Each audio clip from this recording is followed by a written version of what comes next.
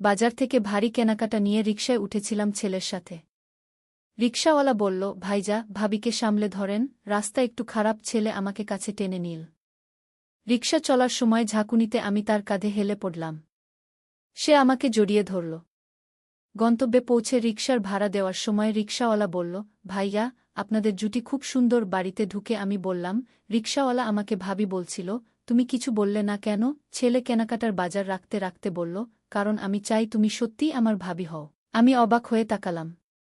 সে আমার কাছে এসে বলল, মা, রিকশায় তোমাকে কাছে পেয়ে বুঝেছি আমি তোমাকে কতটা চাই। আমি তোমাকে ভালোবাসি, বিয়ে করো আমাকে। রিকশার ঝাঁকুনির মতো আমার হৃদয়ও কাঁপতে লাগল। পাড়ার সবাই কি আমাদের স্বামী-স্ত্রী মনে করে? এই গল্পটি সম্পূর্ণ শুনলে আপনাদের পানি অটোমেটিক বের হয়ে যাবে, সো যত দ্রুত সম্ভব হাতের কাছে টিস্যু নিয়ে বসে পড়ুন। বিছানার চাদর যেন নষ্ট না হয় সেটা সম্পূর্ণ খেয়াল রাখার অনুরোধ জানিয়ে গল্পটি এখন শুরু করব। তার আগে সর্বশেষ অনুরোধ, দয়া করে এমন পানি বের করার গল্প নিয়মিত শুনতে আমাদের চ্যানেলটি সকলেই সাবস্ক্রাইব করুন। ধন্যবাদ। হ্যালো বন্ধুরা, আমার নাম প্রিয়াঙ্কা চৌধুরী। আমার বয়স ৪১ বছর। আমার স্বামীর নাম সুদীপ চৌধুরী, বয়স ৪৪ বছর।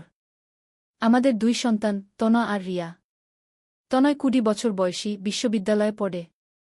রিয়া ১৩ বছর বয়সী, স্কুলে যায়। আজ থেকে ৬ মাস আগের কথা। আমি সেদিন বাজার থেকে ফিরছিলাম তনয়ের সাথে। ভাবি কেমন করে ভুলে গেলাম যে তনয় আমার ছেলে। আমাদের বাড়িতে গিয়ে তনয় যা বলেছিল তা এখনও আমার হৃদয়ে গেঁথে আছে। মা, আমি জানি এটা শুনতে অদ্ভুত লাগবে, কিন্তু আমি তোমাকে মা হিসেবে না দেখে একজন নারী হিসেবে দেখি, বলেছিল তনয়। আমি কিছুক্ষণ নিশ্চুপ হয়ে বসেছিলাম। কি করে একটা ছেলে তার মায়ের সাথে এমন কথা বলে? আমি তনয়কে বললাম, তনয়, তুমি কি বলছ? আমি তোমার মা। কিন্তু তনয় আমার হাত ধরে বলল, মা, তুমি কি বুঝো না? আমি তোমাকে প্রতিদিন দেখে বড় হয়েছি। তোমার সৌন্দর্য, তোমার যত্ন, তোমার স্নেহ, সবকিছু আমাকে তোমার প্রেমে পড়িয়েছে। আমি আর তোমাকে মা হিসেবে দেখতে পারি না গি। তনয়ের কথা শুনে আমার মাথা ঘুরে যাচ্ছিল। আমি রান্নাঘরে গিয়ে পানি খেলাম। কিন্তু তনয় আমার পিছনে এসে বলল, মা, আমি সিরিয়াস। আমি তোমাকে ভালোবাসি। সেদিন রাতে খাবার টেবিলে আমি স্বাভাবিক থাকার চেষ্টা করলাম। সুদীপ অফিসের কাজে ব্যস্ত ছিল। রিয়া তার লেখাপড়া নিয়ে মশগুল। কিন্তু তনয় আমার দিকে এমনভাবে তাকাচ্ছিল যেন আমি একজন অপরিচিত সুন্দরী নারী। রাতে শোয়ার সময় সুদীপকে সব বলার কথা ভাবলাম। কিন্তু বলতে পারলাম না। কি করে একজন বাবার কাছে বলব যে তার ছেলে তার মায়ের প্রেমে পড়েছে? পরের দিন সকালে তনয় আমার কাছে এসে বলল, মা, আমি জানি তুমি অবাক হয়েছ। কিন্তু আমার ভালোবাসা সত্যি। গিয়ে আমি তনয়কে বললাম, তনয়, তুমি আমার ছেলে। আমি তোমার জন্ম দিয়েছি। তুমি কিভাবে এমন কথা ভাবতে পারো? তনয় বলল, মা, আমি এইসব সম্পর্কের কথা ভাবি না। আমি শুধু জানি আমি তোমাকে ভালোবাসি। তুমিও তো একজন নারী। বয়সের দিক থেকে আমাদের মধ্যে খুব বেশি পার্থক্য নেই গি। আমি তনয়কে বুঝানোর চেষ্টা করলাম, তনয়, এটা ভুল। সমাজ এটা মেনে নেবে না। এটা অনৈতিক। কিন্তু তনয় বলল, সমাজ কি বলবে তা নিয়ে আমি ভাবি না। আমি শুধু তোমাকে চাই। এরপর কয়েকদিন আমি তনয়কে এড়িয়ে চলার চেষ্টা করলাম। কিন্তু তনয় আমার পিছনে পিছনে ঘুরত। আমি যেখানেই যেতাম সেখানেই তনয় এসে হাজির হতো। একদিন আমি বাজার যাচ্ছিলাম। তনয় আমার সাথে যেতে চাইল। বাজারে তনয় আমার জন্য নানা জিনিস কিনে দিত। সেদিন তনয় আমার জন্য একটা সুন্দর শাড়ি কিনে দিল। আমি বললাম, তনয়, আমার শাড়ির দরকার নেই। কিন্তু তনয় বলল, মা, তোমাকে এই শাড়িতে খুব সুন্দর লাগবে গু। সেদিন বিকেলে তনয় আমাকে বলল, মা, আমি তোমার জন্য একটা সারপ্রাইজ করেছি। আমি জিজ্ঞেস করলাম, কি সারপ্রাইজ? তনয় বলল, তুমি এসো, দেখাবো গু। তনয় আমাকে নিয়ে গেল তার রুমে। সেখানে তনয় আমার অনেক ছবি লাগিয়ে রেখেছে। আমি অবাক হয়ে জিজ্ঞেস করলাম, এসব কি? তনয় বলল, মা, এগুলো তোমার ছবি। আমি গোপনে তুলেছি। তুমি কত সুন্দর। আমি রেগে গিয়ে বললাম, তনয়, তুমি এমন কাজ করতে পারো না। আমার অনুমতি ছাড়া আমার ছবি তুলেছ? তনয় বলল, মা, আমি তোমাকে ভালোবেসে করেছি। আমি এই ছবিগুলো দেখে তোমার কথা ভাবি। সেদিন রাতে আমি সুদীপকে সব বলার সিদ্ধান্ত নিলাম। কিন্তু সুদীপ বাইরে একটা পার্টিতে গিয়েছিল। আমি একা বাড়িতে ছিলাম রিয়ার সাথে। রিয়া তার পড়ায় ব্যস্ত ছিল। তনয় আমার কাছে এসে বসল। বলল, মা, তুমি কি আমার ভালোবাসা বুঝো? আমি বললাম, তনয়, তুমি ভুল পথে যাচ্ছ। এটা ভালোবাসা নয়, এটা একটা ভুল অনুভূতি গু। তনয় আমার হাত ধরে বলল, মা আমি জানি এটা অস্বাভাবিক। কিন্তু আমি কিছু করতে পারি না। তুমি আমার হৃদয়ে ঢুকে গেছো কু। আমি তনয়ের হাত সরিয়ে দিয়ে বললাম, তনয় এটা ভুল। তুমি কোনো মেয়ের সাথে দেখাশোনা করো। তনয় বলল, মা আমি অন্য কোনো মেয়ের কথা ভাবতে পারি না। তোমার মতো সুন্দর, তোমার মতো যত্নশীল কেউ নেই। কেউ। আমি বললাম, তনয় আমি তোমার মা। আমি তোমাকে জন্ম দিয়েছি। তুমি কিভাবে এমন কথা ভাবতে পারো? তনয় বলল, মা আমি এসব সম্পর্কের কথা ভাবি না। আমি শুধু জানি আমি তোমাকে চাই। আমি রেগে গিয়ে বললাম, তনয় তুমি আমার সাথে এমন কথা বলতে পারো না। আমি তোমার মা গু। এরপর কয়েকদিন তনয়ের আচরণ আরও অদ্ভুত হয়ে গেল। সে আমার পিছনে পিছনে ঘুরত। আমি যা করতাম তাই সে দেখত। আমি রান্না করলে সে পাশে এসে দাঁড়াত। আমি কাপড় শুকাতে গেলে সেও যেত। একদিন সকালে আমি স্নান করে বের হলাম। দেখি তনা আমার জন্য অপেক্ষা করছে। তনা আমাকে বলল, মা তুমি খুব সুন্দর লাগছ কু। আমি বললাম, তনয় তুমি এমন কথা বলতে পারো না গু। তনয় বলল, মা আমি মিথ্যা বলি না। তুমি সত্যিই সুন্দর গু। আমি তনয়কে বললাম, তনয় তুমি একজন সাইকোলজিস্টের কাছে যাও। তোমার মানসিক চিকিৎসা দরকার। তনয় বলল, মা আমার কোনো মানসিক সমস্যা নেই। আমি শুধু তোমাকে ভালোবাসি। আমি বললাম, তনয় এটা ভালোবাসা নয়। এটা একটা ভুল অনুভূতি গু। সেদিন বিকেলে সুদীপ অফিস থেকে ফিরল। আমি তনয়ের সাথে কথা বলছিলাম। সুদীপ জিজ্ঞেস করল, কি নিয়ে কথা হচ্ছে? আমি কিছু বলতে পারলাম না। তনয় বলল, বাবা মা আর আমি পড়াশোনা নিয়ে কথা বলছিলাম গু। রাতে খাবার সময় তনয় আমার পাতে বেশি খাবার দিয়ে দিল। সুদীপ বলল, তনয় তুমি মায়ের খুব যত্ন নাও। তনয় বলল, বাবা মায়ের যত্ন নেওয়া আমার কর্তব্য। খাবার পরে আমি থালা বাসন ধোয়ার জন্য রান্নাঘরে গেলাম। তনয়ও আমার সাথে এল। তনয় বলল, মা আমি তোমাকে সাহায্য করি। আমি বললাম, তনয় তোমার সাহায্যের দরকার নেই গিয়ে। কিন্তু তনয় আমার কাছেই দাঁড়িয়ে রইল। আমি থালা ধোয়ার সময় তনয় আমার কাঁধে হাত রাখল। আমি চমকে উঠলাম। তনয় বলল, মা তুমি ভয় পেলে কেন? আমি তনয়ের হাত সরিয়ে দিয়ে বললাম, তনয় তুমি আমাকে স্পর্শ করতে পারো না। তনয় বলল, মা আমি তোমার ছেলে। আমি তোমাকে স্পর্শ করতে পারি না কেন? আমি বললাম, তনয় তুমি আমাকে যেভাবে স্পর্শ করছ সেটা মায়ের প্রতি ছেলের স্পর্শ নয়। তনয় বলল, মা আমি তোমাকে ভালোবাসি বলে স্পর্শ করি। পরের দিন সকালে তনয় আমার জন্য চা বানিয়ে আনল। আমি বললাম, তনয় আমি নিজেই চা বানাতে পারি। তনয় বলল, মা আমি তোমার জন্য চা বানিয়ে আনতে চাই। চা খাওয়ার সময় তনয় আমার দিকে এমনভাবে তাকাল যেন আমি কোনো অপরিচিত সুন্দরী নারী। আমি বললাম, তনয় তুমি আমার দিকে এমনভাবে তাকিও না গিয়ে। তনয় বলল, মা আমি তোমার দিকে ভালোবাসার দৃষ্টিতে তাকাই। আমি বললাম, তনয় এটা ভালোবাসার দৃষ্টি নয়। এটা অন্য কিছু গু। সেদিন দুপুরে রিয়া স্কুল থেকে ফিরে এল। রিয়া তনয়কে জিজ্ঞেস করল, ভাইজা তুমি মায়ের সাথে এত কথা বলো কেন? তনয় বলল, রিয়া মায়ের সাথে কথা বলতে মন ভালো লাগে। রিয়া বলল, কিন্তু ভাইজা তুমি তো আগে মায়ের সাথে এত কথা বলতে না। তনয় বলল, এখন আমি বুঝেছি মায়ের কত যত্নের দরকার। আমি রিয়ার কথা শুনে বুঝলাম যে রিয়াও তনয়ের আচরণের পরিবর্তন লক্ষ্য করেছে। আমি ভাবলাম, এভাবে চললে একদিন সবাই বুঝে ফেলবে। সেদিন বিকেলে আমি তনয় নাস্তা খাওয়ার সময় তনয় আমার পাশে বসে খেতে চাইল। আমি বললাম, তনয় তুমি তোমার জায়গায় বসো। তনয় বলল, মা আমি তোমার কাছে বসে খেতে চাই। আমি বললাম, তনয় এভাবে চলতে পারে না। তুমি আমার ছেলে। তুমি আমার সাথে এমন আচরণ করতে পারো না। তনয় বলল, মা আমি কোনো খারাপ আচরণ করিনি। আমি শুধু তোমার যত্ন নিচ্ছি। আমি বললাম, তনয় এটা যত্ন নয়। এটা অন্য কিছু। তনয় বলল, মা তুমি আমাকে ভুল বুঝছ। আমি তোমাকে সত্যিই ভালোবাসি। সেদিন দুপুরে আমি একটা সিদ্ধান্ত নিলাম। আমি তনয়কে বললাম, তনয় আমি তোমার বাবাকে সব বলে দেব। তনয় ভয় পেয়ে বলল, মা তুমি বাবাকে কিছু বলো না। বাবা রেগে যাবে। আমি বললাম, তনয় তাহলে তুমি আমার প্রতি তোমার এই মনোভাব পরিবর্তন করো। তনয় বলল, মা আমি চেষ্টা করব। কিন্তু আমার মন তোমার জন্য পাগল। আমি বললাম, তনয় তুমি মনোবিদের কাছে যাও। তোমার সাহায্য দরকার। তনয় বলল, মা আমি ঠিক আছি। আমার কোনো সমস্যা নেই। সেদিন বিকেলে সুদীপ অফিস থেকে ফিরে বলল, প্রিয়াঙ্কা তনয়কে আজকাল একটু অদ্ভুত লাগছে। সে সবসময় তোমার আশেপাশেই থাকে। আমি বললাম, হ্যাঁ আমিও লক্ষ্য করেছি। সুদীপ বলল, তনয়ের কি কোনো মানসিক সমস্যা হয়েছে? আমি বললাম, তা হতে পারে।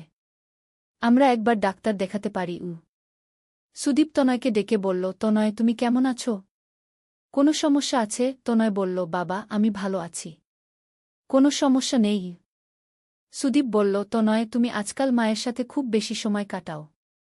তোমার বন্ধুদের সাথে সময় কাটাও। তনয় বলল, বাবা, আমার মায়ের সাথে থাকতে ভালো লাগে গি।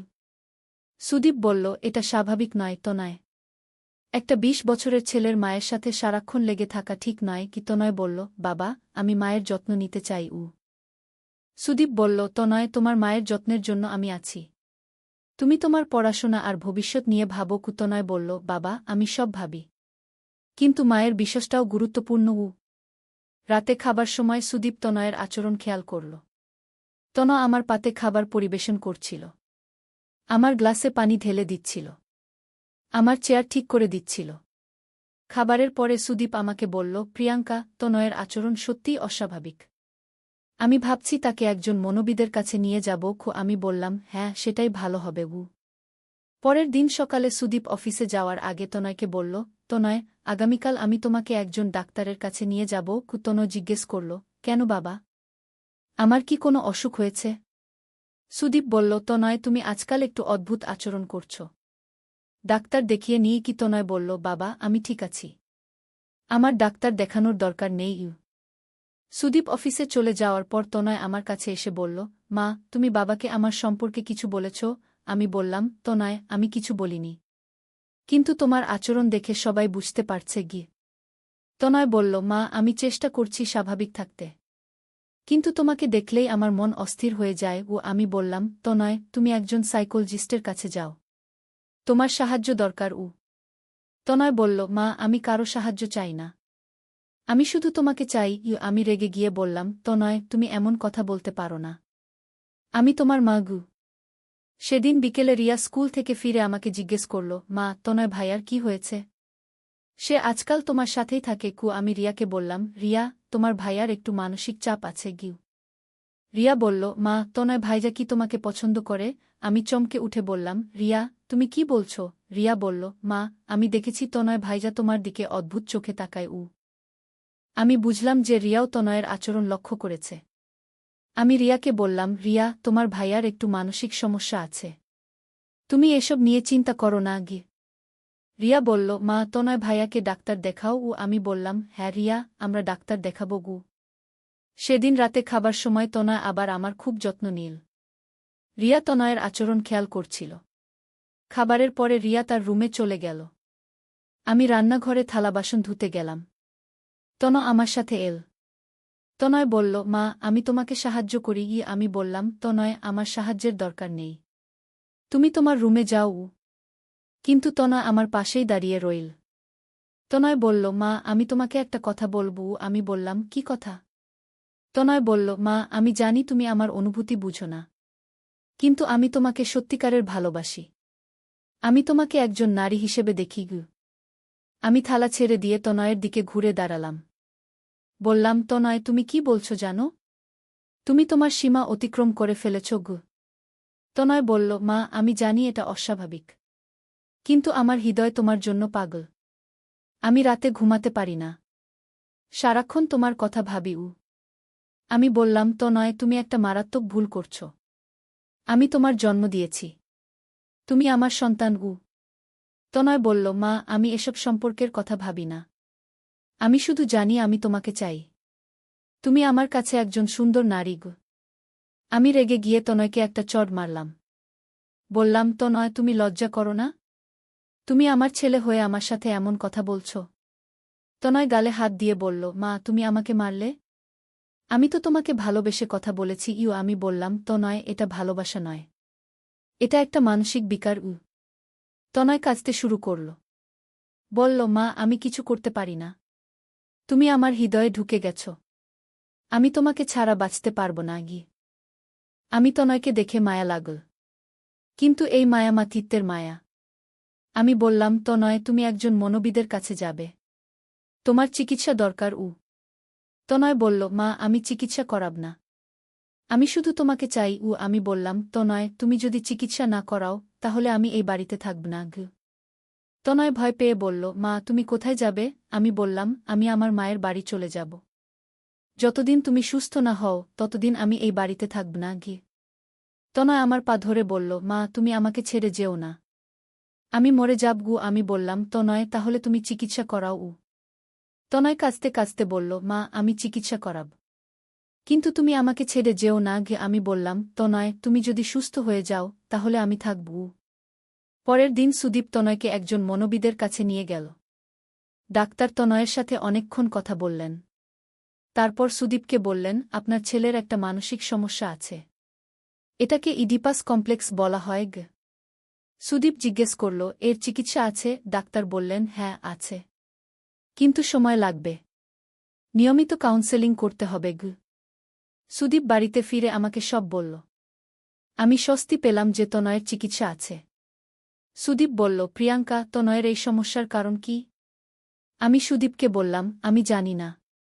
হয়তো আমি তনয়কে ছোটবেলায় খুব বেশি আদর করতাম। সুদীপ বলল, এটা তোমার দোষ নয়, এটা একটা মানসিক সমস্যা গে। তনয় চিকিৎসা শুরু করল। প্রথম দিকে তনয়ের কোনো পরিবর্তন দেখা গেল না। সে আমার প্রতি একই রকম আচরণ করত। কিন্তু ধীরে ধীরে পরিবর্তন আসতে শুরু করল। 1 মাস পরে তনয় আমার কাছে এসে বলল, মা আমি বুঝতে পেরেছি আমি ভুল ছিলাম। তুমি আমার মা। আমি তোমাকে নিয়ে ভুল চিন্তা করেছি উ। আমি খুশি হয়ে বললাম, তনয় তুমি বুঝতে পেরেছ, এটাই অনেক বড় বিষয়। তনয় বলল, মা আমি আমার আচরণের জন্য দুঃখিত।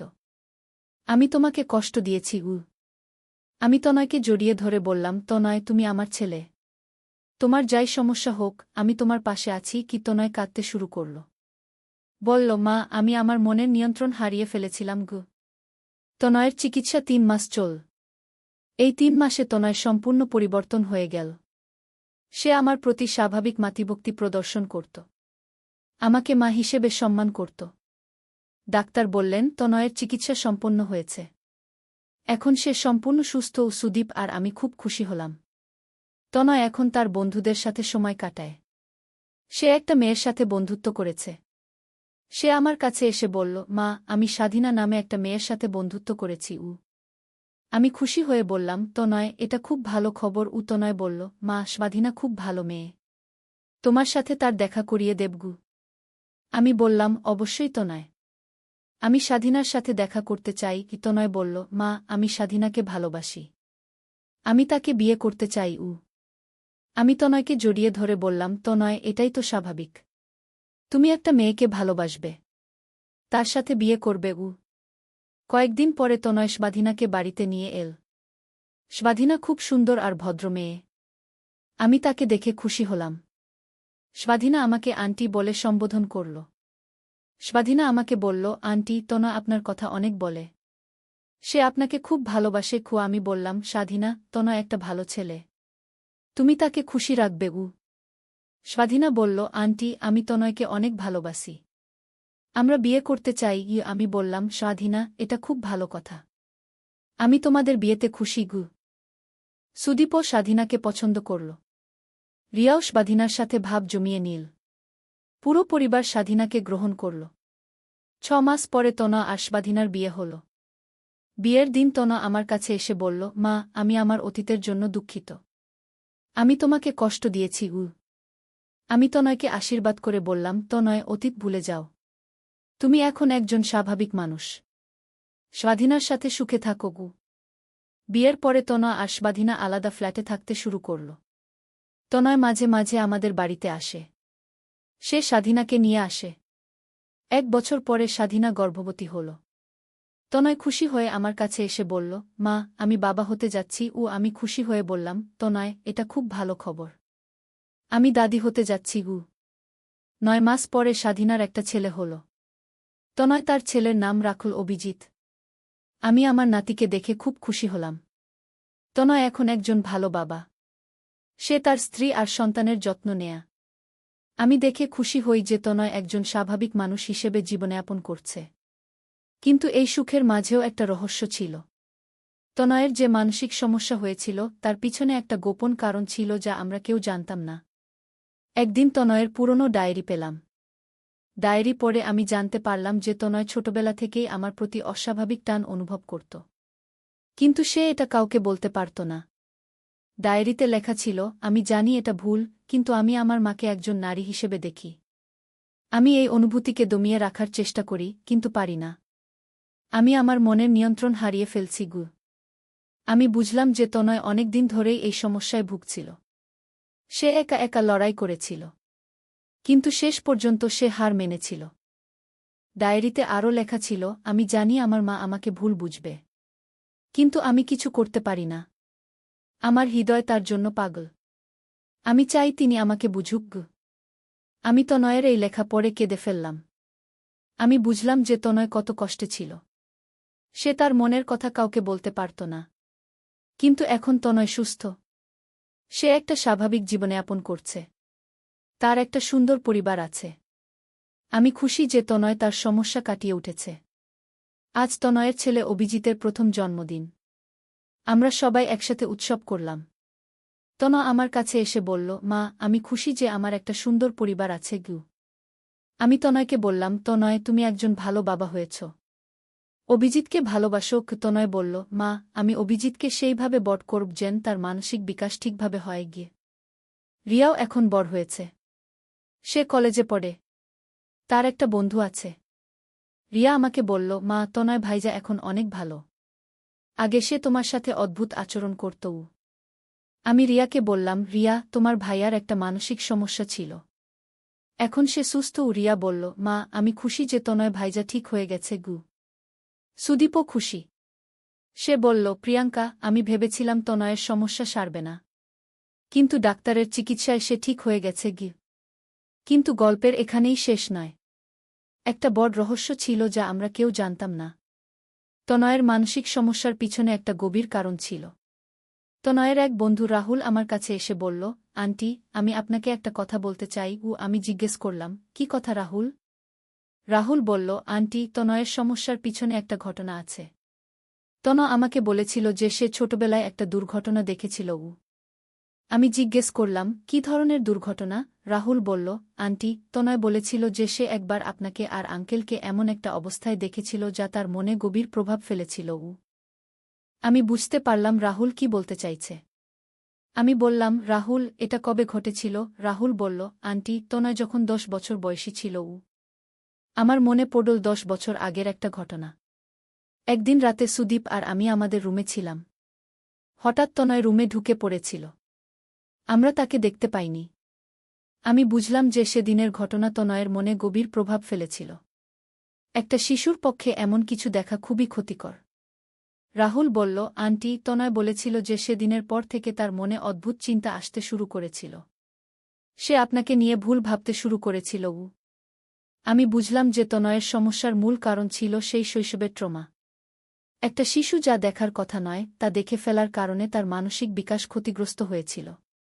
আমি রাহুলকে বললাম, রাহুল, তনয় কি এখনও এই ঘটনা নিয়ে ভাবে? রাহুল বলল, আন্টি, তনয় এখন সুস্থ। সে এসব নিয়ে আর ভাবে না গু। আমি স্বস্তি পেলাম। কিন্তু আমি বুঝলাম যে আমাদের অসাবধানতার কারণে তনয়ের এই সমস্যা হয়েছিল। আমি আর সুদীপ আরও সাবধান হওয়া উচিত ছিল। সেদিন রাতে আমি সুদীপকে রাহুলের কথা বললাম। সুদীপ বলল, প্রিয়াঙ্কা, আমাদের অজ্ঞতার কারণে তনয়ের এই সমস্যা হয়েছিল। আমরা আরও সতর্ক হওয়া উচিত ছিল। আমি বললাম, সুদীপ, এখন তনয় সুস্থ। এটাই গুরুত্বপূর্ণ। সুদীপ বলল, হ্যাঁ, কিন্তু আমাদের অন্যান্য সন্তানদের ক্ষেত্রে সতর্ক থাকতে হবে। রিয়ার ক্ষেত্রেও আমাদের সাবধান হতে হবে গু। আমি বললাম, সুদীপ, তুমি ঠিক বলেছ। আমরা আগে থেকেই সাবধান থাকব। সুদীপ বলল, প্রিয়াঙ্কা, সন্তানদের মানসিক বিকাশ খুবই গুরুত্বপূর্ণ। আমাদের আরও সচেতন হতে হবে গু।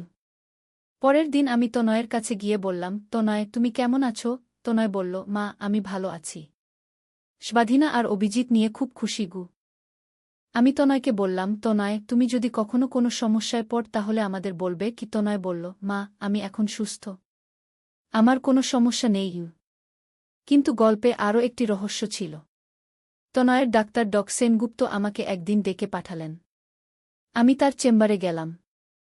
ডক সেনগুপ্ত বললেন, প্রিয়াঙ্কা, আমি আপনাকে তনয়ের একটি গুরুত্বপূর্ণ বিষয় বলতে চাই। আমি জিজ্ঞেস করলাম, কি বিষয় ডাক্তার? সেনগুপ্ত বললেন, তনয়ের চিকিৎসার সময় আমি জানতে পেরেছি যে তার সমস্যার পিছনে শুধু একটি শৈশব ট্রমা নয়, আরও কিছু কারণ আছে গিউ। আমি জিজ্ঞেস করলাম, কী ধরনের কারণ? সেনগুপ্ত বললেন, তনয়ের মস্তিষ্কে হরমোনের সামান্য একটি অসঙ্গতি ছিল। এটি তার আচরণকে প্রভাবিত করেছিল।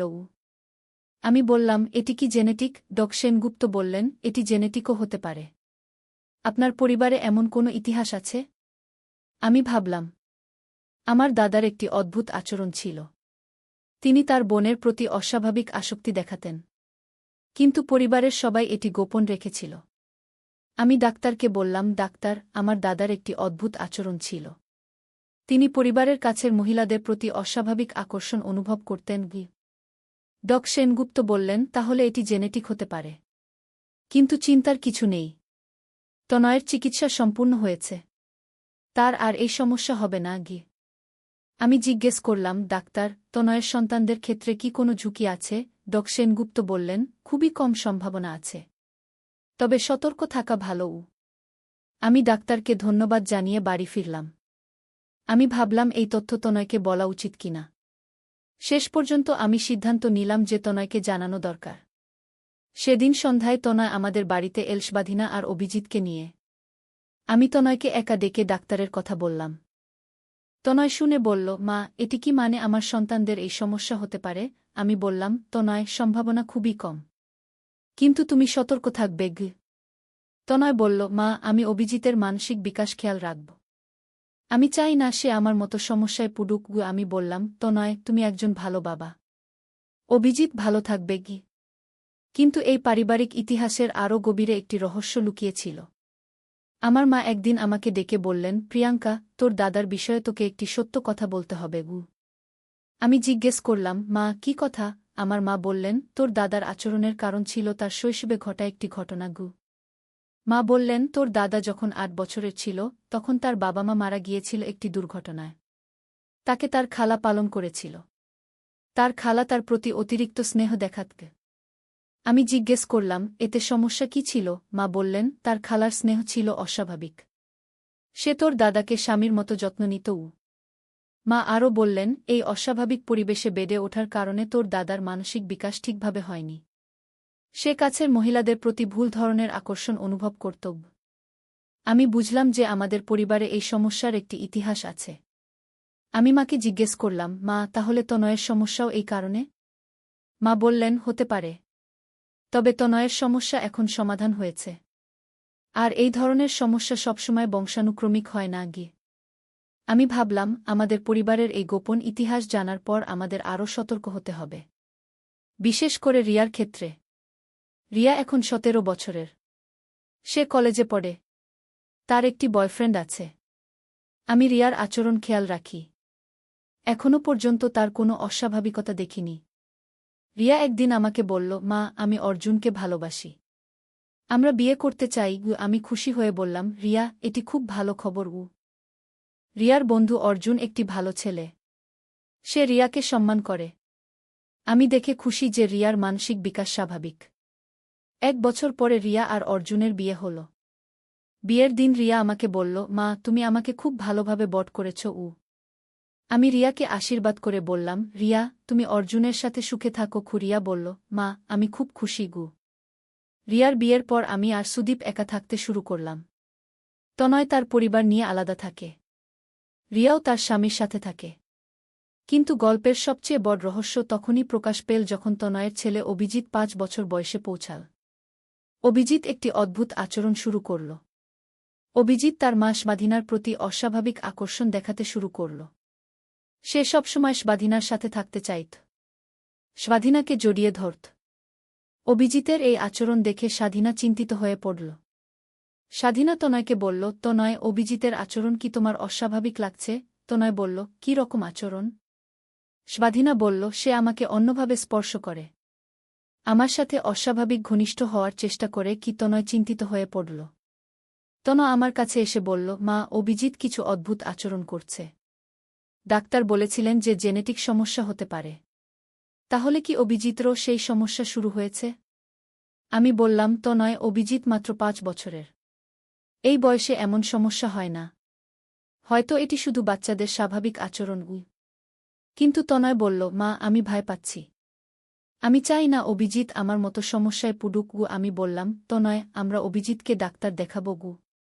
আমরা অভিজিৎকে একজন শিশু মনোবিদের কাছে নিয়ে গেলাম। ডাক্তার অভিজিতের সাথে খেলার ছলে কথা বললেন।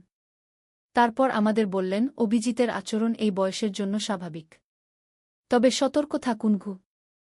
ডাক্তার আরও বললেন, অভিজিৎকে সঠিক শিক্ষা দিন। তাকে সীমানা সম্পর্কে শেখান। এবং তার আচরণ পর্যবেক্ষণ করুন। তনয় আর স্বাধীনা অভিজিতের প্রতি আরও সতর্ক হয়ে গেল। তারা অভিজিৎকে সঠিক আচরণ শেখাতে শুরু করল। কিছুদিন পর অভিজিতের আচরণ স্বাভাবিক হয়ে গেল। সে একটি সাধারণ সুদীপের অপারেশন হল। অপারেশন সফল হয়েছিল। কিন্তু সুদীপকে অনেক দিন হাসপাতালে থাকতে হল। এই সময় আমি একা বাড়িতে থাকতাম। তনয় আর রিয়া প্রতিদিন আমাকে দেখতে আসত। তারা আমার খোঁজখবর নিত। একদিন তনয় আমাকে বলল, মা তুমি একা থেকো না, আমাদের সাথে এসে থাকো। আমি বললাম, তনয় আমি এই বাড়িতে অনেক স্মৃতি আছে, আমি এখানেই থাকব। তনয় বলল, মা তাহলে আমি কয়েকদিন তোমার সাথে থেকে যাই। আমি বললাম, তনয় তোমার নিজের সংসার আছে, তুমি স্বাধীনা আর অভিজিৎকে নিয়ে থাকো গু। কিন্তু তনয় জোর করে আমাদের বাড়িতে থেকে গেল। স্বাধীনা আর অভিজিৎও এসে থাকত মাঝে মাঝে। একদিন রাতে সুদীপ হাসপাতাল থেকে ফিরে এল। আমি খুব খুশি হলাম। তনয়ও খুশি হল। পুরো পরিবার একসাথে হল। সুদীপ ধীরে ধীরে সুস্থ হয়ে উঠল। ডাক্তার বলেছেন যে সুদীপকে সতর্ক থাকতে হবে। কিন্তু সে এখন ভালো আছে। এই পুরো ঘটনার মধ্য দিয়ে আমি বুঝলাম যে পরিবারের সবাই একে অপরের জন্য কত গুরুত্বপূর্ণ। তনয়ের অতীতের সমস্যা ছিল, কিন্তু এখন সে একজন ভালো ছেলে। তনয় আমাদের কঠিন সময়ে পাশে ছিল। রিয়াও আমাদের সাহায্য করেছে। আমি গর্বিত যে আমার সন্তানরা আমাদের যত্ন নিয়েছে। এখন আমাদের পরিবার আবার স্বাভাবিক হয়েছে। সুদীপ সুস্থ। তনয় তার পরিবার নিয়ে সুখে আছে। রিয়াও তার সংসারে খুশি।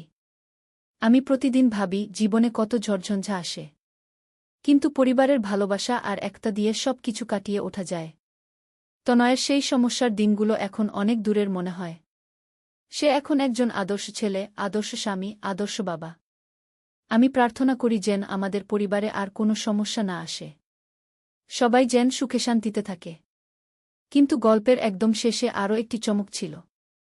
একদিন অভিজিৎ আমার কাছে এসে বলল, দাদি আমি একটি অদ্ভুত স্বপ্ন দেখি গু। আমি জিজ্ঞেস করলাম, কী ধরনের স্বপ্ন?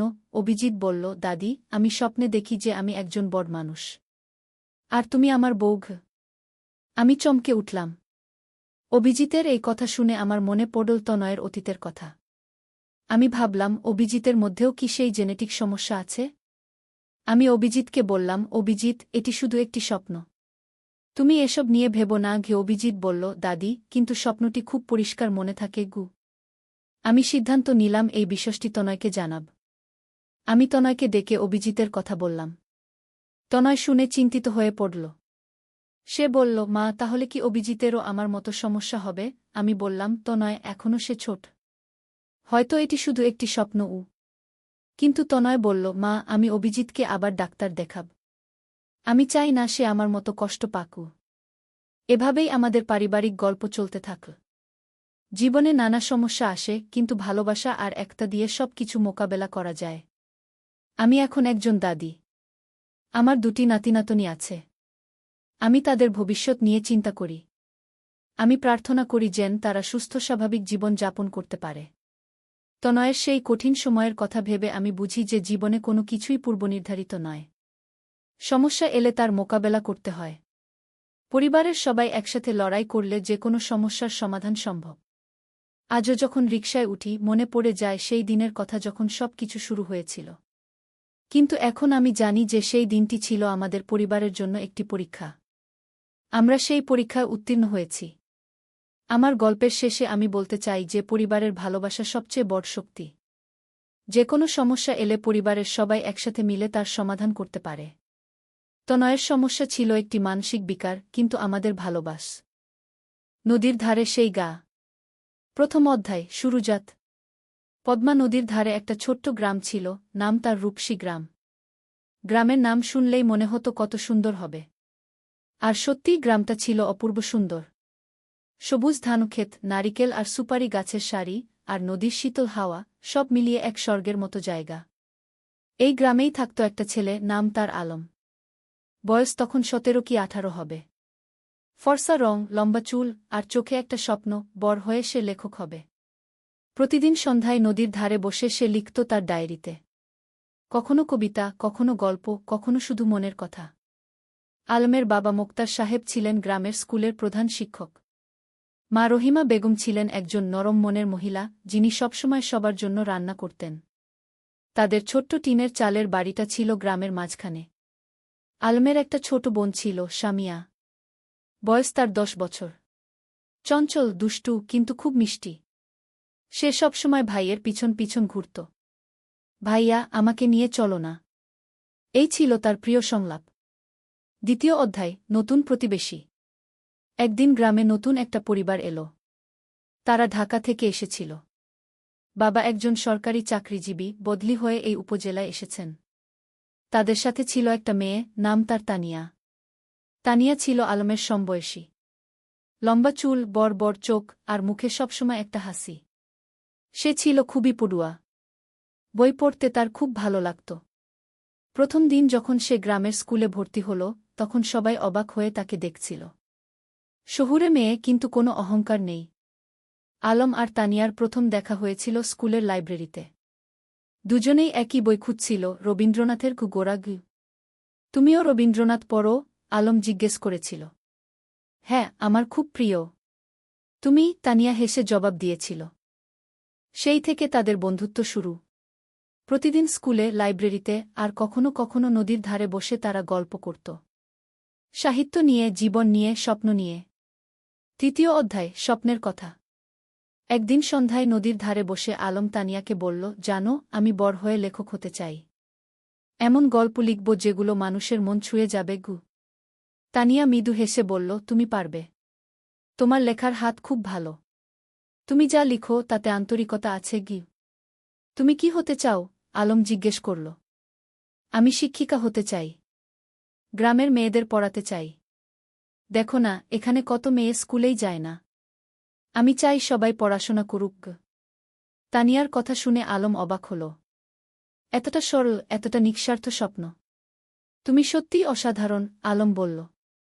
তানিয়া লজ্জা পেয়ে বলল, আরে না, আমি সাধারণ। তবে হ্যাঁ, আমি মানুষের জন্য কিছু করতে চাই।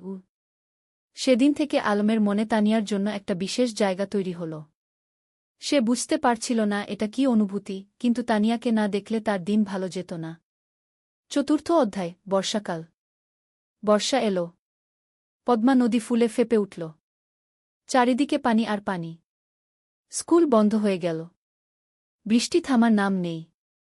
একদিন সন্ধ্যায় আলম দেখল তানিয়া তাদের বাড়ির সামনে দাঁড়িয়ে আছে, ভিজে একদম। কি হয়েছে? এভাবে বৃষ্টিতে ভিজে আসলে কেন? আলম চিন্তিত হয়ে জিজ্ঞেস করল। আমার বই। আমার প্রিয় বইটা। আমি নদীর ধারে রেখে এসেছিলাম। পানিতে ভেসে যাবে কি? তানিয়া কাঁদো কাঁদো স্বরে বলল। আলম কিছু না ভেবে ছাতা নিয়ে বেরিয়ে পড়ল। বৃষ্টি তখন মুষলধারে পড়ছে। সে নদীর ধারে গিয়ে দেখল তানিয়ার বইটা একটা পাথরের নিচে চাপা পড়ে আছে, কিন্তু পানি প্রায় সেখানে পৌঁছে গেছে। সে দ্রুত বইটা তুলে নিল। সৌভাগ্যবশত বইটা পুরোপুরি ভিজেনি। সে তার শার্টের ভিতরে বইটা লুকিয়ে বাড়ি ফিরল। তানিয়া যখন বইটা পেল, তার চোখে পানি এসে গেল। তুমি এতটা করলে আমার জন্য? তুমি আমার বন্ধু। বন্ধুর জন্য এটুকু তো করাই যায়, আলম হেসে বলল। সেদিন থেকে তানিয়াও বুঝতে পারল, আলম তার কাছে শুধু একজন বন্ধু নয়, আরও বেশি কিছু। পঞ্চম অধ্যায়, গ্রামের মেলা। শরৎকাল এলো। গ্রামে বড় মেলা বসল। নৌকা বাইচ, পুতুল নাচ, জারি গান, কত কিছু। সারা গ্রামে উৎসবের আমেজ। আলম আর তানিয়া একসাথে মেলা ঘুরছিল। সামিয়াও ছিল তাদের সাথে। সে দুষ্টুমি করে বলল, ভাইজা, তানিয়া আপু তোমার বউ হবে? আলম আর তানিয়া দুজনেই লজ্জা পেয়ে গেল। আলম সামিয়াকে বকা দিল, কিন্তু মনে মনে সে ভাবছিল, সত্যিই তো, তানিয়াকে ছাড়া তার জীবন অসম্পূর্ণ মনে হয়। মেলায় একটা পুতুলের দোকানে তানিয়া একটা সুন্দর পুতুল দেখে মুগ্ধ হয়ে গেল। কিন্তু দাম শুনে হতাশ হল, 50 টাকা। তার কাছে এত টাকা ছিল না। আলম চুপি চুপি পুতুলটা কিনে নিল। মেলা শেষে যখন বাড়ি ফিরছিল তখন সে তানিয়াকে পুতুলটা দিল। এটা তুমি আমার জন্য? তানিয়া অবাক হয়ে বলল। তুমি যেটা চেয়েছিলে সেটা তোমার হওয়া উচিত কি? আলম মৃদু হেসে বলল। তানিয়া পুতুলটা বুকে জড়িয়ে ধরল। ধন্যবাদ আলম, তুমি সত্যিই খুব ভালো। সেদিন রাতে আলম তার ডায়েরিতে লিখল, আজ আমি বুঝেছি ভালোবাসা কাকে বলে। যাকে দেখলে বুক ভরে যায়, যার জন্য নিজের সবকিছু দিয়ে দিতে ইচ্ছা করে, সেই তো ভালোবাসা। ষষ্ঠ অধ্যায়, সংকট। কিন্তু জীবন তো সবসময় সুখের থাকে না। একদিন আলমের বাবা হঠাৎ অসুস্থ হয়ে পড়লেন। ডাক্তার বলল তাকে ঢাকায় নিয়ে যেতে হবে ভালো চিকিৎসার জন্য। আলম দুশ্চিন্তায় পড়ে গেল। ঢাকায় যেতে হলে অনেক টাকা লাগবে। তাদের পরিবার তো সচ্ছল নয়। তানিয়া যখন এ খবর পেল সে তার বাবাকে বলল। তানিয়ার বাবা একজন ভালো মানুষ ছিলেন। তিনি আলমের বাবার চিকিৎসার জন্য টাকা দিতে রাজি হলেন। না না, এভাবে আমরা নিতে পারব না, মোক্তার সাহেব বললেন। আপনি আমার মেয়ের শিক্ষকের বাবা। আমার দায়িত্ব আপনার সেবা করা, তানিয়ার বাবা বললেন। শেষ পর্যন্ত আলমের বাবাকে ঢাকায় নিয়ে যাওয়া হল। আলম আর তার মা তার সাথে গেল। সামিয়া থেকে গেল গ্রামে তানিয়াদের বাড়িতে। ঢাকায় থাকতে হল প্রায় 1 মাস। সেই 1 মাস আলম প্রতিদিন তানিয়াকে চিঠি লিখত। মোবাইল ফোন তো তখন সবার ছিল না। চিঠি ছিল যোগাযোগের মাধ্যম। তানিয়াও প্রতিদিন চিঠির অপেক্ষায় থাকত। আলমের চিঠি পড়ে সে বুঝতে পারত আলম কতটা কষ্টে আছে, কতটা দুশ্চিন্তায় আছে। সে নিজেও আলমের জন্য দোয়া করত। সপ্তম অধ্যায়, ফিরে আসা। অবশেষে মোক্তার সাহেব সুস্থ হয়ে উঠলেন। ডাক্তার বললেন এখন তিনি বাড়ি যেতে পারবেন। কিন্তু সতর্ক থাকতে হবে। যেদিন আলম গ্রামে ফিরল সেদিন পুরো গ্রাম খুশিতে আত্মহারা। সবাই মোক্তার সাহেবকে দেখতে এলো। তানিয়াও এলো সামিয়াকে নিয়ে। আলম তানিয়াকে দেখে বলল, তোমার চিঠিগুলো আমাকে শক্তি দিয়েছে। ঢাকায় যখন খুব কষ্ট লাগত তখন তোমার চিঠি পড়ে আবার ভালো লাগত। আমি জানতাম তুমি ফিরে আসবে। আমি বিশ্বাস রাখিনি, হারাইনি, তানিয়া মৃদু হেসে বলল। সেদিন বিকেলে নদীর ধারে বসে আলম তানিয়াকে বলল, তানিয়া, আমি তোমাকে কিছু বলতে চাই। বলো, তানিয়া বলল। আমি তোমাকে ভালোবাসি। ঢাকায় থাকার সময় প্রতিটা মুহূর্তে তোমার কথা মনে পড়েছে। তুমি ছাড়া আমার জীবন অর্থহীন। তানিয়া কিছুক্ষণ চুপ করে রইল। তারপর বলল, আমিও তোমাকে ভালোবাসি আলম। কিন্তু আমরা এখনো ছোট। আমাদের পড়াশোনা শেষ করতে হবে, নিজেদের প্রতিষ্ঠিত করতে হবে। তারপর আমরা একসাথে থাকব। আলম তার কথা শেষ করল। হ্যাঁ, একসাথে থাকব, তানিয়া হেসে মাথা নাড়ল। অষ্টম অধ্যায়, সময়ের পরীক্ষা। পরের কয়েক বছর দ্রুত কেটে গেল। আলম আর তানিয়া দুজনেই খুব ভালো ছাত্র ছিল। এসএসসি পরীক্ষায় দুজনেই জিপিএ 5 পেল। এরপর তারা ঢাকায় কলেজে ভর্তি হল। আলম নটরডেম কলেজে আর তানিয়া হলিক্রস কলেজে। গ্রাম ছেড়ে শহরে আসতে হল। শহরের জীবন ছিল অন্যরকম। ব্যস্ততা, ভিড়, শব্দ, সবকিছু গ্রামের থেকে আলাদা। কিন্তু আলম আর তানিয়া তাদের লক্ষ্য থেকে বিচলিত হল না। প্রতি সপ্তাহান্তে তারা দেখা করত। কখনো রমনা পার্কে, কখনো টিএসসিতে, কখনো কোনো বইয়ের দোকানে। তারা একে অপরকে উৎসাহ দিত, সাহস দিত। এইচএসসি পরীক্ষায়ও দুজনেই ভালো ফল করল। আলম ঢাকা বিশ্ববিদ্যালয়ে বাংলা সাহিত্যে ভর্তি হল আর তানিয়া শিক্ষা বিভাগে। কিন্তু বিশ্ববিদ্যালয়ের জীবনে নতুন চ্যালেঞ্জ এল। রাজনীতি, সেশনজট, আর্থিক সংকট, নানা সমস্যা। কখনো কখনো আলমের মনে হতো সে হয়তো লেখক হতে পারবে না। তানিয়াও মাঝে মাঝে হতাশ হতো। কিন্তু তারা একে অপরকে সাহায্য করত। আলম যখন হতাশ হতো তানিয়া তাকে মনে করিয়ে দিত তার স্বপ্নের কথা। তানিয়া যখন ভেঙে পড়ত আলম তাকে শক্তি যোগাত। নবম অধ্যায়, স্বপ্ন পূরণের পথে। স্নাতক শেষ করার পর আলম একটা পত্রিকায় চাকরি পেল। সাংবাদিক হিসেবে। বেতন খুব বেশি না, কিন্তু লেখার সুযোগ ছিল।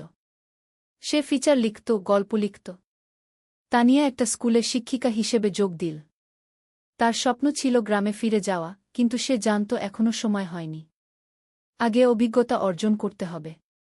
একদিন আলম একটা প্রকাশনা সংস্থায় তার লেখা গল্পের পাণ্ডুলিপি জমা দিল। সে একটা উপন্যাস লিখেছিল, নদীর ধারে সেই গাগ। এটা ছিল তাদের নিজেদের গল্প, তাদের গ্রামের গল্প। কয়েক মাস পর প্রকাশক ফোন করলেন। আপনার বই আমরা প্রকাশ করতে চাই। গল্পটা খুব সুন্দর, আবেগময়। আলম বিশ্বাস করতে পারছিল না। তার স্বপ্ন সত্যি হচ্ছে। সে প্রথমেই তানিয়াকে খবরটা দিল। আমি জানতাম তুমি পারবে। তুমি তো সত্যিই লেখক। তানিয়া খুশিতে আটখানা। বইটা প্রকাশিত হওয়ার পর বেশ সাড়া পড়ে গেল। পাঠকরা ভালো সাড়া দিল। সমালোচকরাও প্রশংসা করল।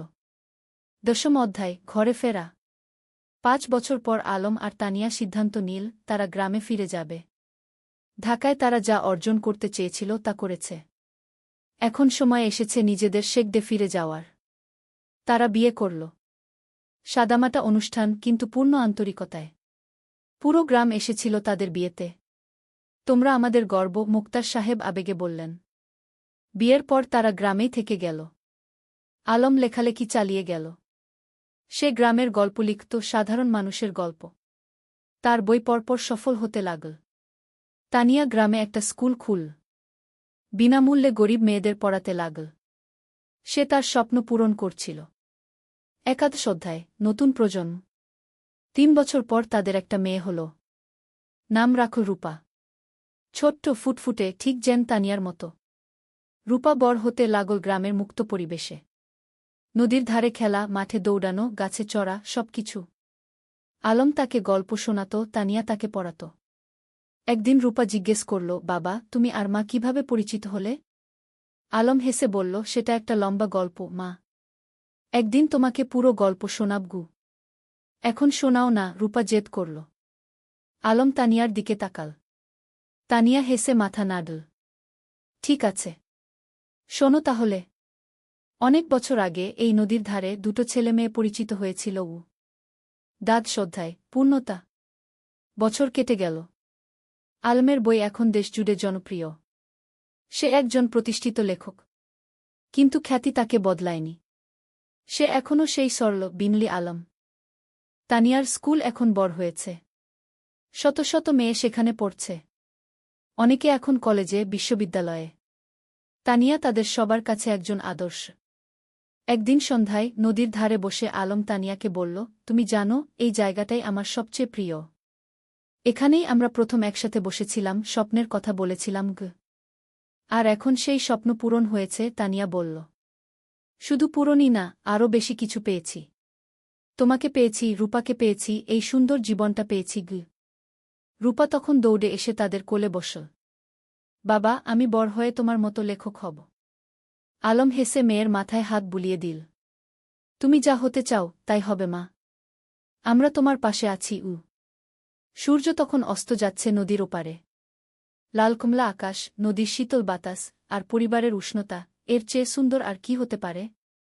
ত্রয়োদশ অধ্যায়, গ্রামের উন্নয়ন। আলম আর তানিয়া শুধু নিজেদের নিয়েই ব্যস্ত ছিল না, তারা পুরো গ্রামের উন্নয়ন নিয়ে ভাবত। আলম তার লেখালেখি থেকে যা আয় করত, তার একটা অংশ গ্রামের উন্নয়নে ব্যয় করত। তারা গ্রামে একটা লাইব্রেরি খুল। হাজার হাজার বই নিয়ে। গ্রামের যে কেউ এসে বই পড়তে পারত। ছোট ছেলেমেয়েরা বিকেলে এসে বই পড়ত, গল্প শুনত। জ্ঞানী শক্তি, আলম সবসময় বলত। আমরা যদি আমাদের নতুন প্রজন্মকে শিক্ষিত করতে পারি, তাহলে গ্রাম এমনিতেই উন্নত হবে। তানিয়া তার স্কুলে শুধু পড়াশোনাই শেখাত না, জীবন দক্ষতাও শেখাত। মেয়েদের শেখাত কিভাবে আত্মবিশ্বাসী হতে হয়, কিভাবে নিজের মতামত প্রকাশ করতে হয়, কিভাবে স্বাবলম্বী হতে হয়। শিক্ষা মানে শুধু বই পড়া নয়, তানিয়া বলত। শিক্ষা মানে জীবনকে বুঝতে শেখা, মানুষ হয়ে ওঠা। গ্রামের মানুষ তাদের এই প্রচেষ্টায় খুব খুশি ছিল। যারা আগে মেয়েদের স্কুলে পাঠাতে চাইত না, তারাও এখন পাঠাতে শুরু করেছে। একদিন গ্রামের প্রবীণ হাজী সাহেব আলমকে বললেন, বাবা, তোমরা আমাদের গ্রামের জন্য যা করছ, সেটা আল্লাহ কবুল করুন। তোমরা না থাকলে আমাদের গ্রাম এখনও অন্ধকারেই থাকত।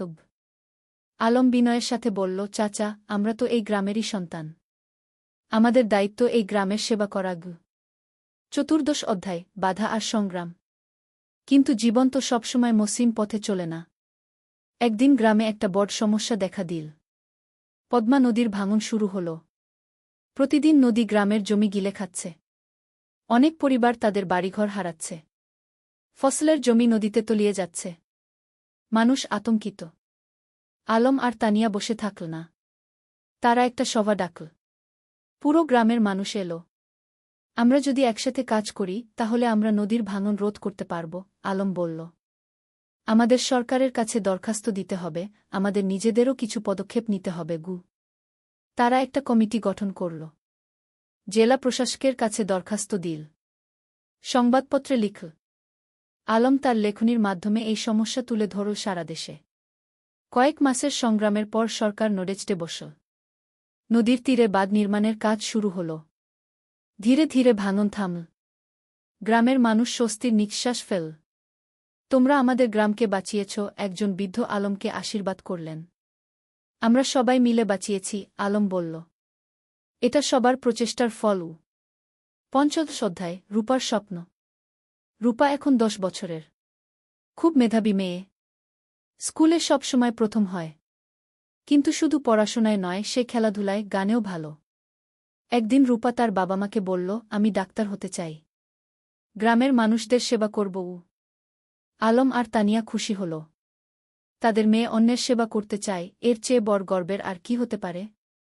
তুমি যা হতে চাও, আমরা তোমাকে সাহায্য করব, তানিয়া বলল। কিন্তু রূপার একটা শর্ত ছিল। আমি ঢাকায় না, গ্রামেই থাকব। এখানেই পড়ব, এখানেই ডাক্তারি করব গু। আলম হেসে বলল, কেন মা? ঢাকায় তো ভালো সুযোগ পাবে গু। বাবা, তুমি আর মা যেমন গ্রামে ফিরে এসেছ, আমিও তাই চাই। গ্রামের মানুষদের সবচেয়ে বেশি সাহায্যের দরকার গু। এই কথা শুনে আলমের চোখে পানি এসে গেল। তার মেয়ে তার আদর্শকে ধারণ করছে। রূপা খুব পরিশ্রমী ছিল। প্রতিদিন ভোরে উঠে পড়াশোনা করত। মায়ের স্কুলে ছোটদের পড়াতে সাহায্য করত। বাবার লেখার কাজেও হাত লাগাত। রূপা, তুমি এত কাজ করো, ক্লান্ত হয়ে যাও না? তানিয়া একদিন জিজ্ঞেস করল। না মা, আমি যখন মানুষের উপকার করি তখন আমার ভালো লাগে। ক্লান্তি লাগে না, রূপা হেসে জবাব দিল। ষোড়শ অধ্যায়, পুরস্কার। আলমের লেখালেখি এখন দেশের সীমা পেরিয়ে গেছে। তার বই অনুবাদ হয়েছে বিভিন্ন ভাষা। বিদেশেও পাঠক তৈরি হয়েছে। একদিন একটা খবর এলো। আলম জাতীয় সাহিত্য পুরস্কার পেতে যাচ্ছে। এটা দেশের সর্বোচ্চ সাহিত্য পুরস্কার। পুরো গ্রাম আনন্দে উদ্বেলিত। আমাদের আলম জাতীয় পুরস্কার পাবে, সবাই গর্ব করে বলতে লাগল। পুরস্কার দেওয়ার অনুষ্ঠান হল ঢাকায়। প্রধানমন্ত্রী নিজে পুরস্কার তুলে দিলেন আলমের হাতে। আপনার লেখা আমাদের গ্রামবাংলার প্রকৃত চিত্র তুলে ধরে, প্রধানমন্ত্রী বললেন। আপনি দেশের গর্ব। আলম বিনয়ের সাথে পুরস্কার নিল। তার মনে পড়ল সেই দিনগুলোর কথা, যখন সে নদীর ধারে বসে স্বপ্ন দেখত লেখক হওয়ার। পুরস্কার পাওয়ার পর আলম একটা বক্তৃতা দিল। এই পুরস্কার শুধু আমার একার নয়। এটা আমার স্ত্রী তানিয়ার, আমার মেয়ে রূপার, আমার গ্রামের সব মানুষের। তারা আমাকে অনুপ্রাণিত করেছে, সাহস দিয়েছে গি। তানিয়ার চোখে খুশির অশ্রু। তার স্বামী এত বড় সম্মান পেল, কিন্তু তবুও সে নিজের কৃতিত্ব সবার সাথে ভাগ করে নিচ্ছে। সপ্তদশ অধ্যায়, তানিয়ার স্বীকৃতি। আলমের পুরস্কার পাওয়ার ১ বছর পর তানিয়াও একটা সম্মান পেল। সরকার তাকে কুশেরা শিক্ষক পুরস্কার দিল। তার স্কুল থেকে যে মেয়েরা বের হয়ে গেছে তারা এখন বিভিন্ন ক্ষেত্রে প্রতিষ্ঠিত। কেউ ডাক্তার, কেউ ইঞ্জিনিয়ার, কেউ শিক্ষক, কেউ উদ্যোক্তা। পুরস্কার নেওয়ার সময় তানিয়া বলল, আমি শুধু বীজ বপন করেছি। এই মেয়েরাই আমার আসল পুরস্কার। তারা নিজেদের প্রতিষ্ঠিত করেছে, সমাজে অবদান রাখছে গি। তার স্কুলের একজন প্রাক্তন ছাত্রী, যে এখন একজন সফল ব্যবসায়ী, মঞ্চে উঠে এসে বলল, ম্যাডাম না থাকলে আমি আজ এখানে থাকতাম না। তিনি আমাকে শুধু পড়াশোনাই শেখাননি, আত্মবিশ্বাস শিখিয়েছেন গু। রূপা তখন মঞ্চের নিচে বসে মায়ের দিকে তাকিয়েছিল, গর্বিত চোখে। আমার মা সত্যিই সেরা, সে মনে মনে বলল। অষ্টাদশ অধ্যায়, সময়ের প্রবাহ। আরও কয়েক বছর কেটে গেল। রূপা এখন ৮ম শ্রেণীতে। খুব ভালো ছাত্রী। তার স্বপ্ন ডাক্তার হওয়ার, সেই স্বপ্ন এখনও অটুট। আলম এখনও লিখে যাচ্ছে। তার নতুন একটা উপন্যাস বের হল, জোছনা রাতের স্বপ্ন। এটাও বেশ জনপ্রিয় হল। তানিয়ার স্কুল এখন অনেক বড়। ৩০০ জন ছাত্রী, ১০ জন শিক্ষক, একটা পূর্ণাঙ্গ শিক্ষা প্রতিষ্ঠান। গ্রামটাও অনেক বদলে গেছে। এখন পাকা রাস্তা, বিদ্যুৎ, স্বাস্থ্যকেন্দ্র, সবকিছু আছে। কিন্তু গ্রামের আত্মা, সেই সারল্য, সেই ভালোবাসা, সেটা আছে অক্ষুণ্ণ। একদিন সন্ধ্যায় পুরো পরিবার নদীর ধারে বসেছিল। আলম, তানিয়া, রূপা আর শামিয়া। শামিয়া এখন বিবাহিত, তার একটা ছেলে আছে। ভাইয়া, মনে আছে যখন আমি ছোট ছিলাম, তুমি আর ভাবি এখানে বসে গল্প করতে? শামিয়া হেসে বলল। মনে আছে, আলম হেসে বলল। সেই সময়গুলো কত সুন্দর ছিল। এখনকার সময়ও কম সুন্দর নয়, তানিয়া বলল। আমরা একসাথে আছি, সুস্থ আছি, খুশি আছি, এর চেয়ে বড় সৌভাগ্য আর কি? রূপা বলল, বাবা, তোমার আর মায়ের মতো আমিও একজন ভালো মানুষকে জীবনসঙ্গী হিসেবে পেতে চাই। আলম মেয়ের মাথায় হাত রেখে বলল, তুমি পাবে মা। তবে তার আগে তোমার স্বপ্ন পূরণ করো। ডাক্তার হও। তারপর জীবনসঙ্গী খুঁজবে। 49 অধ্যায়, নতুন চ্যালেঞ্জ। রূপা এসএসসি পরীক্ষা দিল। ফলাফল বেরোল, জিপিএ 5। পুরো গ্রাম খুশি। আলম আর তানিয়া গর্বিত। কিন্তু এখন একটা বড় সিদ্ধান্ত নিতে হবে। রূপা ডাক্তার হতে চায়, আর তার জন্য তাকে মেডিকেল কলেজে ভর্তি হতে হবে। কিন্তু গ্রামে তো মেডিকেল কলেজ নেই। বাবা, আমি ঢাকা মেডিকেলে ভর্তি হতে চাই, রূপা বলল। আলম একটু চিন্তিত হল। কিন্তু তুমি তো বলেছিলে গ্রামে থাকবে। হ্যাঁ বাবা, আমি গ্রামে ফিরে আসব। কিন্তু ভালো ডাক্তার হতে হলে ভালো প্রতিষ্ঠান থেকে পড়তে হবে। আমি 5 বছর ঢাকায় থাকব, তারপর ফিরে আসব এবং গ্রামে একটা হাসপাতাল খুলব। তানিয়া বলল, মেয়েটা ঠিকই বলছে। আমরাও তো ঢাকায় গিয়ে পড়াশোনা করেছিলাম। তারপর ফিরে এসেছি। রূপা ঢাকা মেডিকেল কলেজে ভর্তি হল। প্রথম দিকে গ্রাম ছেড়ে যেতে খুব কষ্ট হচ্ছিল, কিন্তু সে জানত এটা তার লক্ষ্যের জন্য প্রয়োজন। আলম আর তানিয়া প্রতি মাসে ঢাকায় যেত মেয়েকে দেখতে। রূপা ফোনে প্রতিদিন কথা বলত। 20 অধ্যায়, পরিবারের বন্ধন। 5 বছর খুব দ্রুত কেটে গেল। রূপা ডাক্তার হয়ে গেল। এমবিবিএস পাস করল ভালো ফলসহ। এখন তার সামনে অনেক সুযোগ।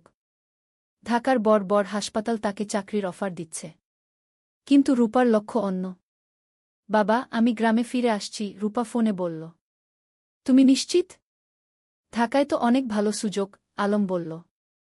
বাবা, আমার স্বপ্ন তো ঢাকায় বড় ডাক্তার হওয়া নয়। আমার স্বপ্ন গ্রামের মানুষের সেবা করা। রূপা গ্রামে ফিরে এলো। গ্রামের মানুষ তাকে মাথায় করে নিয়ে এলো। আমাদের নিজের ডাক্তার। সে একটা ছোট ক্লিনিক খুল। বিনামূল্যে গরিব মানুষদের চিকিৎসা দিতে লাগল। যাদের সামর্থ্য আছে তারা দিত। যাদের নেই তাদের কাছ থেকে কিছু নিত না। তুমি কিভাবে চালাবে এভাবে? আলম একদিন জিজ্ঞেস করল। বাবা, তুমি তো লেখক হয়েছ মানুষের সেবা করার জন্য, মা শিক্ষিকা হয়েছে সেবার জন্য। আমিও তাই। টাকা পয়সা পরে দেখা যাবে। আলম মেয়েকে জড়িয়ে ধরল। তুমি আমাদের গর্ব। 21 অধ্যায়, নতুন সঙ্গী। রূপা যখন ক্লিনিকে ব্যস্ত, তখন একদিন একজন তরুণ ডাক্তার এলো। তার নাম ফাহিম। সে ঢাকা থেকে এসেছে গ্রামাঞ্চলে স্বেচ্ছাসেবা করতে। ফাহিম আর রূপা একসাথে কাজ করতে লাগল। দুজনেই একই স্বপ্ন দেখে, গ্রামের মানুষের সেবা করা। ধীরে ধীরে তাদের মধ্যে বন্ধুত্ব হল। তারপর সেই বন্ধুত্ব ভালোবাসায় রূপান্তরিত হল। একদিন ফাহিম আলমের কাছে এলো। চাচা, আমি রূপাকে বিয়ে করতে চাই। আলম হেসে বলল, তুমি কি রূপাকে জিজ্ঞেস করেছ? হ্যাঁ, সে রাজি, ফাহিম লজ্জা পেয়ে বলল। তানিয়া খুশিতে আটখানা। আমার মেয়ে একজন ভালো মানুষ পেয়েছে। রূপা আর ফাহিমের বিয়ে হল। সাদামাটা কিন্তু আন্তরিক অনুষ্ঠান। পুরো গ্রাম এসেছিল। বিয়ের পর তারা দুজন মিলে ক্লিনিক চালাতে লাগল। তারা স্বপ্ন দেখে গ্রামে একটা বড় হাসপাতাল করার। 20 অধ্যায়, 3 প্রজন্ম। 2 বছর পর রূপার একটা ছেলে হল। নাম রাখল আয়ান। আলম আর তানিয়া দাদা-দাদি হল। দেখো আমাদের নাতি, আলম আবেগে বলল। তানিয়া শিশুটিকে কোলে নিয়ে বলল, এই শিশু আমাদের ভবিষ্যৎ। এর জন্যই তো আমরা এত কাজ করছি। এখন বাড়িতে 3 প্রজন্ম। আলমতানিয়া, রূপা, ফাহিম আর ছোট্ট আয়ান।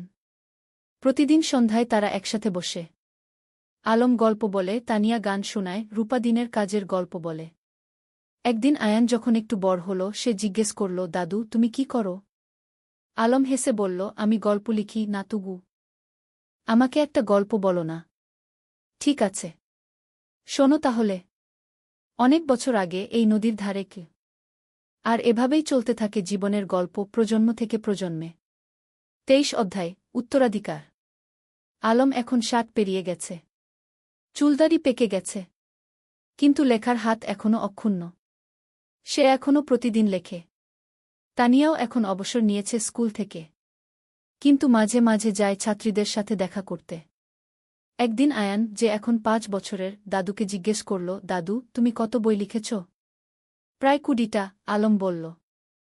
আমিও বড় হয়ে লেখক হব, আয়ান বলল।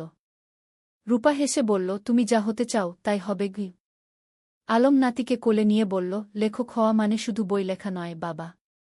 লেখক হওয়া মানে মানুষের কথা বলা, সত্য বলা, ভালোবাসা ছড়িয়ে দেওয়া গি। আমি সব করব, আয়ান উৎসাহিত হয়ে বলল। তানিয়া নাতিকে আদর করে বলল, তুমি করবে, আমরা জানি গি। 24 অধ্যায়, গ্রামের হাসপাতাল। রূপা আর ফাহিমের স্বপ্ন ছিল গ্রামে একটা বড় হাসপাতাল খোলার। তারা কয়েক বছর ধরে টাকা জমিয়ে রাখছিল। আলমও তার রয়্যালটির একটা অংশ দিয়েছিল। অবশেষে সেই দিন এলো। তারা একটা 3তলা হাসপাতাল তৈরি করল। নাম দিল রূপসী হাসপাতাল। উদ্বোধনের দিন পুরো জেলা থেকে মানুষ এলো। স্বাস্থ্যমন্ত্রী নিজে এসে উদ্বোধন করলেন। এই হাসপাতাল শুধু একটা স্বাস্থ্যসেবা কেন্দ্র নয়, মন্ত্রী বললেন। এটা একটা স্বপ্নের বাস্তবায়ন। ডা রূপা আর ডা ফাহিম যা করেছেন সেটা অনুকরণীয় গু। হাসপাতালে 10টা বেড, অপারেশন থিয়েটার, ল্যাবরেটরি, সবকিছু আছে। আর সবচেয়ে বড় কথা, গরিবদের জন্য বিনামূল্যে চিকিৎসার ব্যবস্থা। আলম গর্বে বুক ফুলিয়ে বলল, আমার মেয়ে যা করেছে আমি কলম দিয়ে তা করতে পারিনি গু।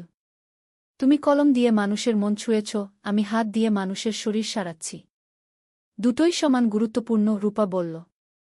25 অধ্যায়, প্রত্যাবর্তন। একদিন গ্রামে একটা আশ্চর্য ঘটনা ঘটল। যে ছেলেটা 30 বছর আগে গ্রাম ছেড়ে আমেরিকায় গিয়েছিল সে ফিরে এলো। তার নাম জামিল। সে আমেরিকায় একজন সফল ব্যবসায়ী। কিন্তু বয়স হয়েছে, এখন শেখদে ফিরতে চায়।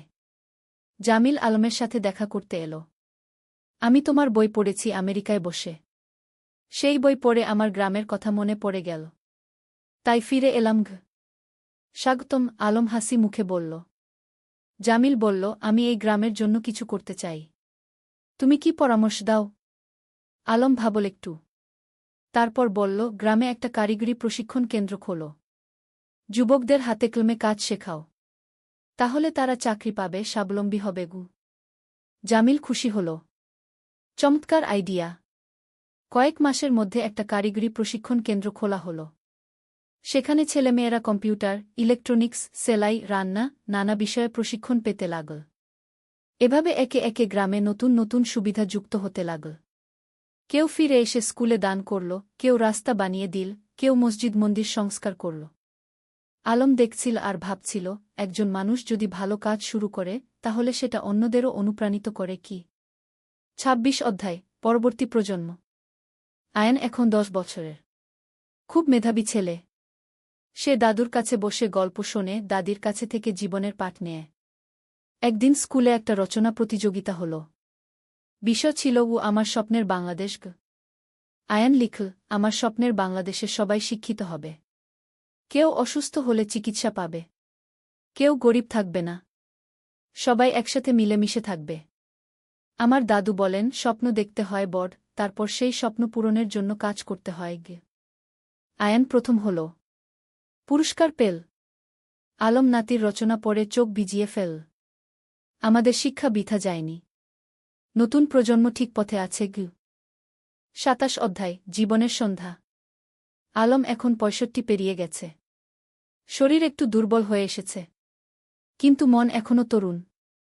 একদিন ডাক্তার বলল, তার হার্টে সমস্যা আছে। বিশ্রাম নিতে হবে।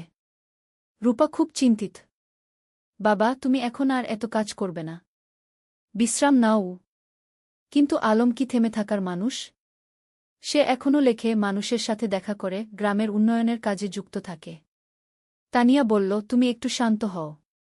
আমরা এত কাজ করেছি, এখন পরের প্রজন্মকে দায়িত্ব দাও।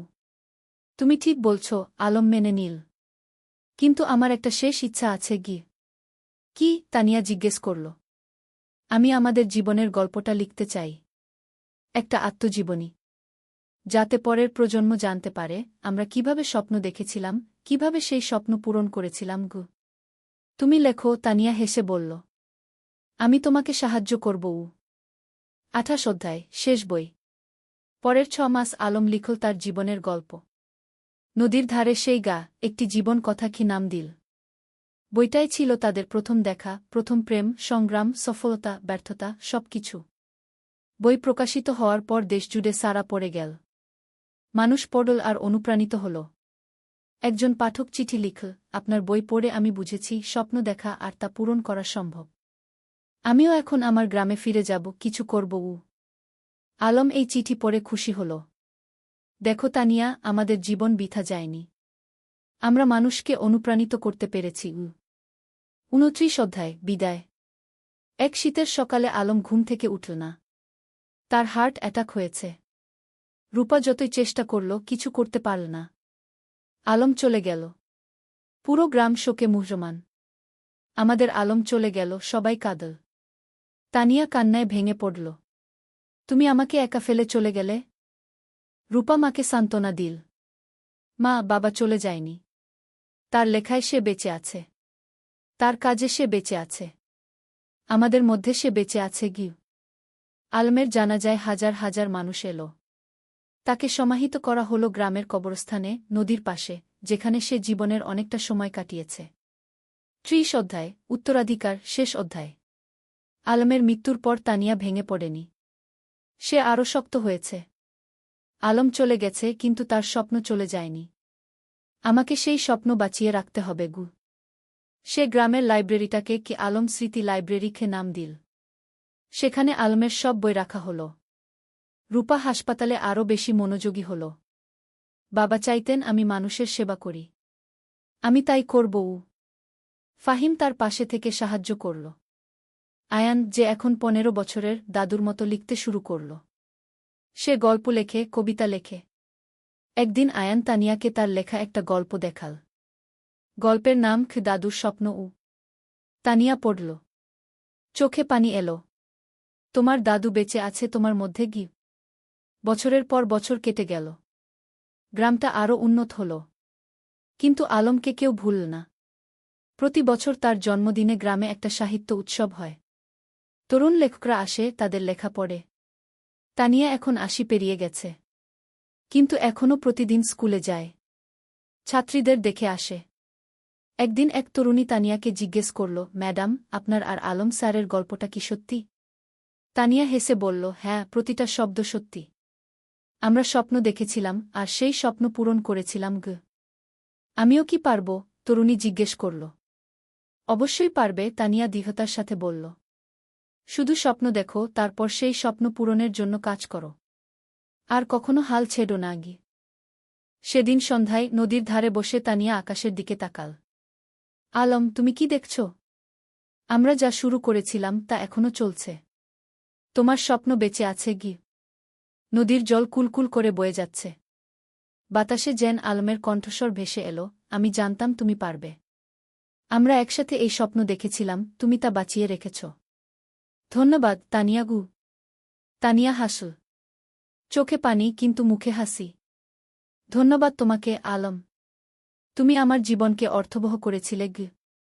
সমাপ্তি। এই ছিল আলম আর তানিয়ার গল্প। দুটো সাধারণ মানুষ, যারা অসাধারণ স্বপ্ন দেখেছিল। আর সেই স্বপ্ন শুধু নিজেদের জন্যই ছিল না, ছিল সবার জন্য। আজও রূপসী গ্রামে যদি যাও, দেখবে আলম স্মৃতি লাইব্রেরি, তানিয়া বালিকা বিদ্যালয়, রূপসী হাসপাতাল, সবকিছু দাঁড়িয়ে আছে। এগুলো শুধু ভবন নয়, এগুলো স্বপ্নের বাস্তবায়ন। আর নদীর ধারে, যেখানে একদিন দুটো তরুণী বসে স্বপ্ন দেখেছিল, সেখানে এখন একটা ফলক লাগানো আছে। তাতে লেখা, যেখানে স্বপ্ন শুরু হয়েছিল। আলম ও তানিয়া, দুই স্বপ্নদ্রষ্টা, দুই সেবক, যারা প্রমাণ করেছেন স্বপ্ন দেখলে এবং কাজ করলে সবকিছুই সম্ভব। শিক্ষা, জীবনে স্বপ্ন দেখো বড়, তারপর সেই স্বপ্ন পূরণের জন্য নিরলসভাবে কাজ করো। নিজের জন্য নয়, সবার জন্য কিছু করার চেষ্টা করো। তাহলেই জীবন সার্থক হবে।